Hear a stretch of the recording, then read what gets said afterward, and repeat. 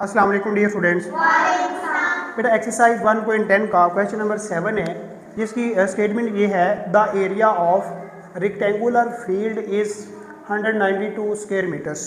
ये हमें data given है कि एक रेक्टेंगुलर फील्ड है जिसका एरिया में गिवन है 192 स्क्वायर मीटर। और नेक्स्ट जो कंडीशन है वो ये है कि its length is 3 times as long as its width, यानी जितनी इसकी चौड़ाई है उसका 3 गुना 3 टाइम्स उसकी लंबाई बनती है। तो हमने बताना क्या है, फाइंड इट्स पेरीमीटर, हमने इसके अहाते को मालूम करना है। तो इसके सॉल्यूशन की जानिब मूव करते हैं। जी बेटा, जो डाटा आपको गिवन है फर्स्ट ऑफ ऑल आप वो लिखेंगे। हमें पहली चीज़ क्या गिवन है, उसका एरिया गिवन है। तो यहाँ पर हम मेंशन भी क्या करेंगे, एरिया ऑफ रेक्टेंगुलर फील्ड। ठीक है, ये आप पूरा लिख लीजिएगा, रेक्टेंगुलर फील्ड। जी बेटा, ये कितना गिवन है, 192 स्क्वायर मीटर्स। अब जो अगली कंडीशन आप देखें, its length is 3 times as long as its width. इसका मतलब ये है, मैं यहाँ पे आपको बना के दिखाता हूँ। ये मिसाल के तौर पे ये इसकी आ जाती है विड्थ, यानी कि चौड़ाई। मिसाल के तौर पे मैं कहता हूँ कि ये है 2 मीटर्स। अब इसका आपने करना है 3 टाइम, यानी कि 3 गुना, यानी कि जितनी उसकी चौड़ाई है ना उसको 3 दफ़ा आपने बढ़ाना है।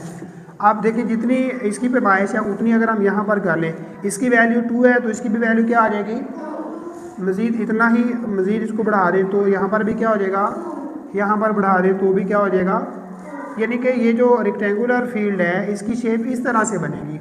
अब ये देखें ना, ये 3 टाइम्स होगा, 3 मल्टीप्लाई बाई 2 करते हैं तो क्या बनता है 6, और 2 + 2 + 2 करते हैं तो भी क्या बनता है 6। इसका मतलब ये होता है कि या तो हम जमा कर सकते हैं, जितने टाइम्स होगा उतनी दफ़ा उसको जमा कर दें। अगर जमा नहीं करना तो उस नंबर के साथ उसको क्या कर दे, मल्टीप्लाई कर दे। क्या कर दे, अब अगर फ़र्ज़ कर लें, मैं अगर यहाँ पर लिखता हूँ, मैं कहता हूँ कि जी अगर इसकी जो विड्थ है वो है x, वो कितनी है x, तो ये इसकी जो लेंथ है वो कितनी बन जाएगी, 3 टाइम्स है तो 3 को मल्टीप्लाई कर देंगे किसके साथ, तो क्या बन जाएगा 3x। या दूसरा तरीका है, x को जमा कर देंगे कितनी दफ़ा, 3 दफ़ा जब जमा करेंगे तो भी क्या बनेगा 3x। बात समझ आ रही है। तो जब हम इसको लिखेंगे तो फर्स्ट ऑफ ऑल पहले हमें लिखना पड़ेगा उसकी विड्थ, क्या लिखनी पड़ेगी उसकी। तो यहाँ पर मैं लिखता हूँ विड्थ ऑफ, उसी तरह रेक्टेंगुलर फील्ड आ जाएगा, विड्थ ऑफ, ये नीचे लिखेंगे आप तो ये कितनी आ जाएगी, हम फर्ज कर लेते हैं उसकी जो विड्थ है वो कितनी है x। अच्छा, जब बेटा आपने इस तरह फ़र्ज करना होता है ना किसी भी चीज़ को, तो फिर आपने साथ लफ्ज़ ऐड करना होता है लेट का। यहाँ पे मैं लिखता हूँ लेट्स विड्थ ऑफ, ये आपने नीचे इसी तरह ये खुद लिख लेना है रेक्टेंगुलर फील्ड, उसको हमने नाम किसका दे देना है x का। अब देन जो इसकी लेंथ है वो किस तरह बनेगी, लेंथ ऑफ रेक्टेंगुलर फील्ड वो किस तरह बनेगी। आपने क्वेश्चन के अंदर जो कंडीशन गिवन है वो लिख देनी है। लेंथ किस तरह बन रही है, 3 times as long as its width. यहाँ पर लिखेंगे आप 3 times as long as its width, और इसको हमने मैथमेटिकली इस तरह सॉल्व करना है। 3 की जगह पर तो 3 आ जाएगा। और मैंने आपको बताया हुआ था कि जब भी मैथमेटिक्स के अंदर लफ्ज़ टाइम्स आता है उसका मतलब होता है मल्टीप्लाई करना। क्या मतलब होता है उसका, मल्टीप्लाई कर देंगे। किससे मल्टीप्लाई करना है, विड्थ की लंबाई से। अब विड्थ की जो लंबाई है वो कितनी है x, विड्थ की लंबाई कितनी है, मल्टीप्लाई किससे हो जाएगा x के साथ, तो ये क्या बन जाएगा 3x। समझ में आ गई है बात। अब विड्थ जो है वो कितनी आ गई x, और उसकी लेंथ कितनी आ गई। मैं अगर यहाँ पर ये लिख दूँ, ये अगर ये बन जाएगी x, बल्कि इधर हम इसकी डायग्राम बना लेते हैं कि ये हमारे पास एक रेक्टेंगल है जिसको हम डिस्कस कर रहे हैं। इसकी ये वाली साइड इसको नाम दे देंगे x का, और इसको नाम किसका दे देंगे, ठीक है। तो इस तरह आप इसको अंडरस्टैंड कर सकते हैं। अब बेटा नेक्स्ट कंडीशन पे जाते हैं। अब हमने क्या करना है, हमने इसको फाइंड करना है, इस x को। यानी उसकी अगर चौड़ाई फाइंड हो जाएगी फिर उसकी लंबाई भी फाइंड हो जाएगी। फिर उन्होंने जो सवाल किया है कि फाइंड इट्स पेरीमीटर, इसका अहाता मालूम करें, वो भी हम मालूम कर सकते हैं। किस तरह मालूम करेंगे? जब हम के पास ये वाली वैल्यू आ जाएंगी तो पेरीमीटर होता है सम ऑफ ऑल द साइड्स, यानी जितनी साइडें हैं उनको जमा कर लें। तो पहले हम साइडें फाइंड करेंगे फिर ही जमा होंगी। तो हम पहले मूव करते हैं साइडों को फाइंड करते हुए। हमें जो डाटा गिवन है वो क्या गिवन है? एरिया। अब बेटा इसका एक फॉर्मूला होता है, उसके मुताबिक चलते हैं। ये प्रोसेस हम इसलिए करने लगे हैं ताकि हम साइडों को फाइंड कर सकें। जो बेटा एरिया होता है ना, रेक्टेंगल का एरिया इज इक्वल होता है लेंथ मल्टीप्लाई बाय विड्थ। ये फार्मूला होता है लेंथ मल्टीप्लाई बाय। अब हमें एरिया कितना गिवन है ये उन्होंने बताया हुआ है। Area of rectangular field is कितना है? 192। इस एरिया की जगह पर क्या आ जाएगा? 192 आ जाएगा। 192 is equal to length. Length की जगह पर कितना आएगा? ये हमने लेंथ निकाली है। लेंथ कितनी है इसकी? 3x। और फिर मल्टीप्लाई होगा किसके साथ? विड्थ के साथ। विड्थ को हमने क्या लिखा हुआ है? x। तो यहाँ पर क्या आ जाएगा? x। अब मल्टीप्लाई करना है। ये x का मतलब होता है 1x। अगर कोई नंबर ना हो साथ तो इट मीन वहाँ पर 1 है। 3 को 1 से मल्टीप्लाई कर देंगे तो क्या आ जाएगा? 3x। x के साथ जब मल्टीप्लाई होगा तो क्या बनेगा? x का स्क्वायर। समझ आ रही है बात? अब हमने इसको सिंपलीफाई करना है। अब ये वाला जो 3 है इधर मल्टीप्लाई हो रहा है, जब हम इसको इस साइड पर लेकर आएंगे तो ये डिवाइड हो जाएगा। ये बन जाएगा 192/3 इज इक्वल टू x का स्क्वायर। एक नंबर अगर एक साइड पर मल्टीप्लाई हो तो दूसरी साइड पर जाकर डिवाइड हो जाएगा। अब यहाँ पर कट करें। देखिए बेटा 3 दार कितना होता है? 9। 3 दार क्या होता है? यहाँ से 1 बचेगा, आगे 10 बन जाएगा। फिर 3 दार, फिर 1 बचेगा, ये इसको बना देगा 19। तो 6 दार होता है 18। यहाँ से फिर 1 बच जाएगा तो ये 12 बनेगा। तो 4 दार क्या हो जाएगा? 12। समझ आ गई बात? हमारे पास जो वैल्यू आई है वो क्या आई है? इधर 3364 इज इक्वल टू x का स्क्वायर। अब बेटा हमने x मालूम करना है। अब अगर इसके ऊपर स्क्वायर है तो दोनों तरफ हम अप्लाई कर देंगे स्क्वायर रूट। क्या अप्लाई करेंगे? नेक्स्ट स्टेप के अंदर 3364 का स्क्वायर रूट इक्वल आ जाएगा x के स्क्वायर का स्क्वायर रूट। और स्क्वायर और स्क्वायर रूट आपस में क्या हो जाती हैं? कैंसिल। स्क्वायर और स्क्वायर रूट क्या हो जाते हैं? इसका हमने स्क्वायर रूट फाइंड करना है। तो यहाँ पर मैं स्क्वायर रूट आपको बताता हूँ। अब बेटा हमने पिछले लेक्चर्स के अंदर इसका मेथड सीखा हुआ है ना। अब 33 का और 64 का पेयर बन जाएगा। अब 33 से छोटा नंबर एग्जिस्ट करेगा 5। 5 जार कितना होता है? 25। माइनस करें यहाँ से कैरी 3 में से 1 8, इधर 6 4। इसको डबल कर देंगे 5 और 5 कितना हो जाएगा? 10। अब इसको मल्टीप्लाई करेंगे हम 8 के साथ तो ये 864 बन जाएगा। ठीक है, लीजिए कंप्लीटली डिवाइड हो गया। तो ये हमारे पास जवाब आ गया। अब देखें बेटा जो हमने इसकी लेंथ लिखी हुई है ना x, ये जवाब किसका आया है? x का। और x किस चीज़ को शो करवा रहा है? विड्थ को। किसको शो करवा रहा है? इस x की लंबाई कितनी आ गई है? 58। कितनी आ गई है? 58। अब इसकी विड्थ आ गई तो हम इसकी लेंथ भी बना सकते हैं। लेंथ कैसे बनेगी? उसको किससे मल्टीप्लाई करेंगे? 3 के साथ। किसके साथ? अब अगर हम 58 को यहाँ पर 3 के साथ मल्टीप्लाई करते हैं, यहाँ पर इस तरह होगा 3 मल्टीप्लाई बाय 58। ये कितना बनेगा? 8 3 24 और 5 3 15 2 17 174 बन जाएगा। कितना बन जाएगा? ये जो आपने रेक्टेंगल लिखी हुई है इस साइड की लंबाई आ जाएगी 58 और इस वाली साइड की लंबाई कितनी आ जाएगी? 174। अब बेटा अगर आप देखें ये वाली जो साइड है ये 58 है तो ये वाली साइड भी कितनी होगी? और ये वाली 174 है तो ये वाली भी क्या आ जाएगी? 174 है।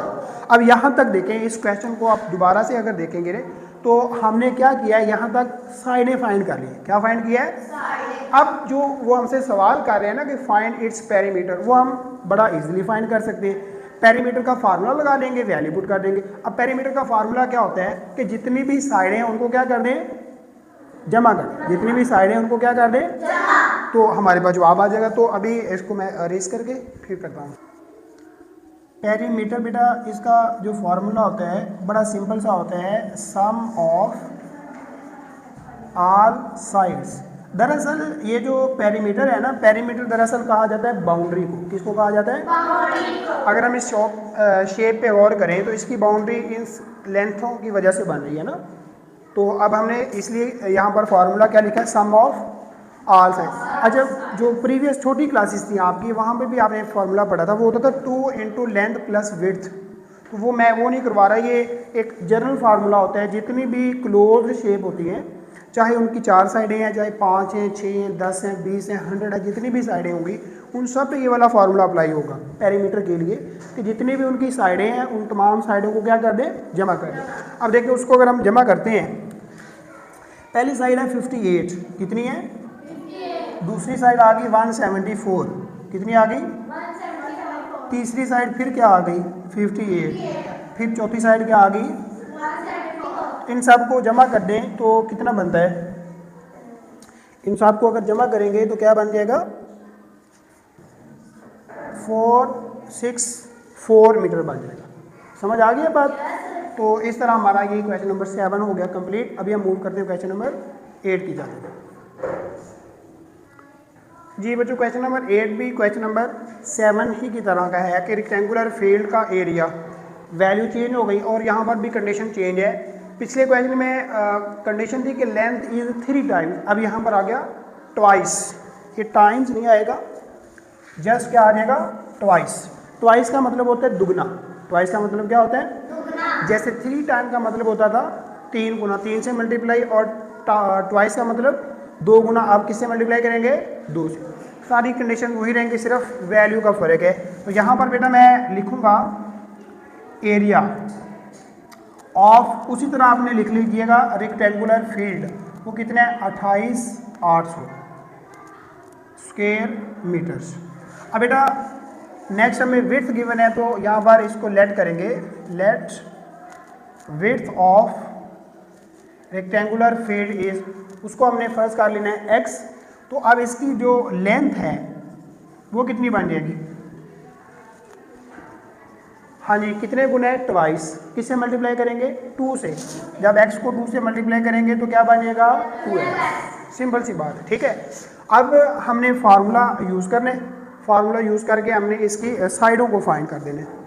यानी कि मैं यहाँ पर अगर डायग्राम भी बना दूँ कि हमारे पास ये रेक्टेंगल है,